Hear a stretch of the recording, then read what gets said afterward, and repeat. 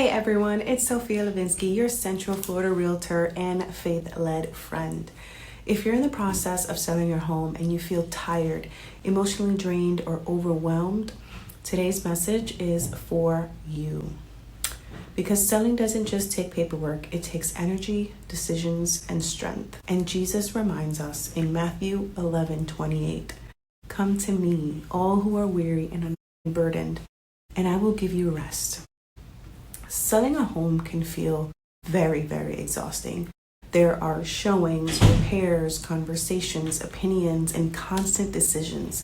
And for many sellers, this season is tied to something much, much deeper, such as financial pressure, divorce or separation, and inherited property, health changes, or simply the need for a new chapter. What makes it heavier is feeling like you have to carry everything yourself. But here's the truth. Selling feels heavy because it is heavy, but God never asked you to carry it alone. When Jesus says, "Come to me," he's not saying do more. He's saying, let me carry what you were never meant to hold. Rest doesn't mean giving up. Rest doesn't mean you're behind.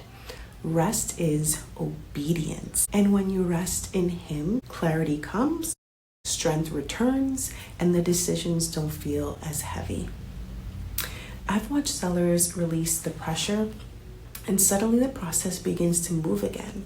Not because they forced it, but because they trusted God with the weight. If selling your home feels exhausting right now, hear this clearly. You don't have to carry this alone. God is with you, and he's strong enough for this season. And if you need someone in your corner, someone who understands the market, the emotional weight behind selling, I'm here. I am here. You can call me, text me, comment below, or email me, whatever you feel comfortable with. And remember, you are led by Jesus because only he can lead you home. Until next time.